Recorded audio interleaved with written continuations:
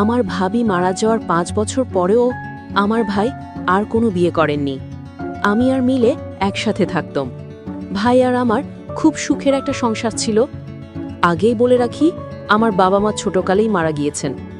একদিন ভাই রাতের বেলায় আমাকে বলল, রুনা, আজকে আমার শরীরটা খুব খারাপ লাগছে, আমার কিছুই ভালো লাগছে না, আমার একা একা থাকতে মন কেমন যেন করছে।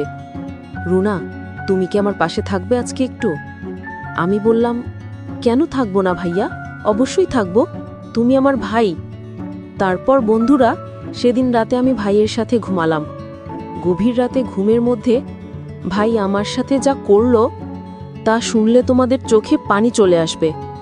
বন্ধুরা, আজকের গল্পটি অনেক অনেক ইন্টারেস্টিং। আশা করি তোমরা পুরো গল্পটা শুনলে অনেক মজা পাবে।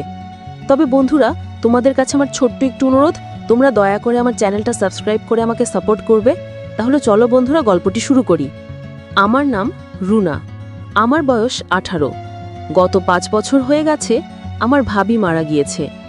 ভাবি মারা যাওয়ার পরে আমি ভাইকে অনেকভাবে বোঝাই নতুনভাবে জীবন শুরু করার জন্য।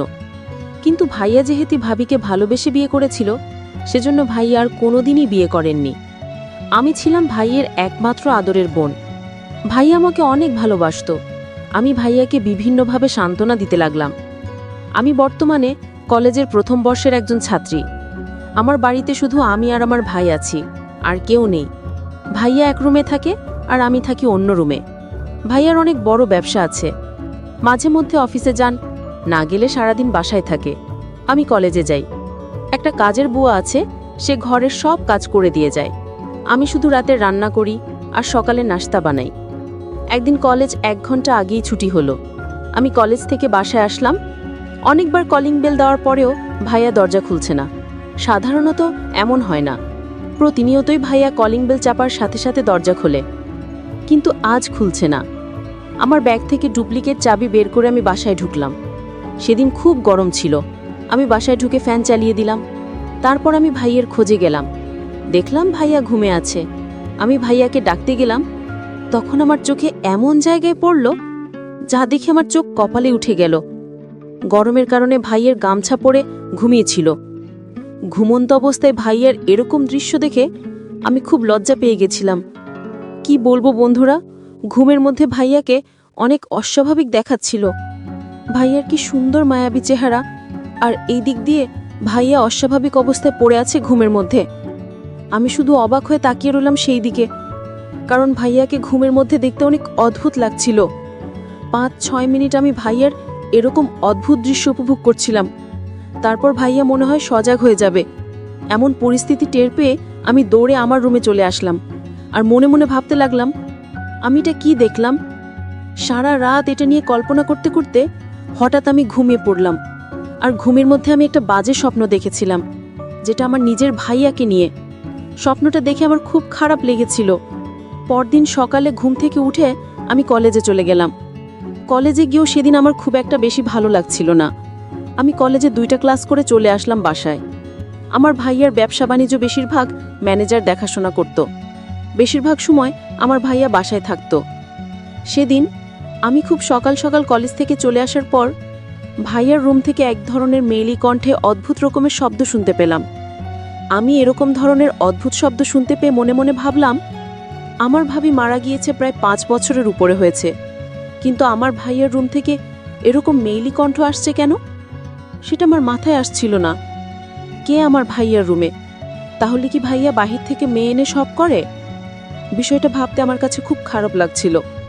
একসময় মনে সাহস নিয়ে ভাবলাম, এখন ভাইয়ার রুমে আমি গিয়ে দেখব ভাইয়ার রুম থেকে আর ভাইয়া কোথা থেকে এরকম ধরনের বাজে মেয়ে নিয়ে এসে আমাদের পবিত্র বাসাটাকে অপবিত্র করছে। সেটা নিশ্চিত হওয়ার জন্য আমি আমার ভাইয়ার রুমের কলিং বেল টিপতেই 5-6 মিনিট পর ভাইয়া দরজা খুলল। দরজা খুলে আমি ভাইয়ার রুমে গিয়ে দেখলাম কেউ নেই। আমি বিষয়টা দেখে খুব হতবাক হয়ে গেলাম। ভাবলাম আমি নিজের কানে মাত্র শুনলাম ভাইয়ার রুম থেকে মেয়ের কণ্ঠর আওয়াজ আসছে, কিন্তু আমি ঘরের ভিতরে এসে দেখি কিছু নেই, কাউকে আমি খুঁজে পেলাম না। কি আশ্চর্য ব্যাপার! আমি ঘরের চারদিক ওপাশ ওপাশ খুব ভালোভাবে কাউকে খোঁজার চেষ্টা করছি। আমার এরকম অবস্থা দেখে আমার ভাইয়া আমাকে জিজ্ঞেস করলো, রুনা, তুমি কি কাউকে খুঁজছো? আমি বললাম, না ভাইয়া, আমি কাউকে খুঁজছি না। আমার কেন যেন মনে হলো তোমার ঘর থেকে কেমন যেন একটা অদ্ভুত আওয়াজ আসছিল, যে কারণে আমি দেখতে এসেছিলাম। তোমার এখানে কিসের আওয়াজ? আমি ভাবছিলাম ভাইয়া তুমি মনে হয় অসুস্থ হয়ে গিয়েছিলে, তাই তোমাকে দেখতে এসেছিলাম। এই কথা বলে আমি আমার ভাইয়ের রুম থেকে চলে আসলাম। আমি পড়তে বসেছিলাম। কিছুক্ষণ পর আবার আমার ঘুম ভেঙে গেল। মনে হচ্ছিল চারপাশে অদ্ভুত কিছু শব্দ হচ্ছে। আমি প্রথমে ভেবেছিলাম হয়তো আমার ভুল শোনা, কিন্তু শব্দ থামছিল না। তাই আমি চুপচাপ গিয়ে ভাইয়ার রুমের দরজার পাশে দাঁড়ালাম। ভেতর থেকে যেন কিছু অস্বাভাবিক আওয়াজ আসছিল। আমার মন ভীষণ অস্থির হয়ে গেল। সেই মুহূর্তে বুঝতে পারলাম ভাইয়া ভেতর থেকে ভীষণ একা হয়ে পড়েছে। অনেক দিন হলো ভাবি আমাদের মাঝে নেই। 5 বছর হয়ে গেছে তিনি চলে গেছেন। একা মানুষটি নিঃসঙ্গতে ভেঙে পড়ছে, আর সেই শূন্যতা তাকে ভুল দিকে টেনে নিচ্ছে। আমি খুব কষ্ট পেলাম। আমি সিদ্ধান্ত নিলাম ভাইয়ার পাশে আমাকে দাঁড়াতেই হবে।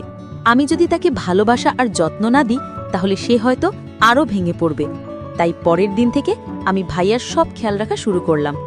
সময় মতো ওষুধ খাওয়ানো, খাওয়া দাওয়া দেখা, বিশ্রাম নেওয়ার কথা মনে করানো, সবকিছু আমি করতাম।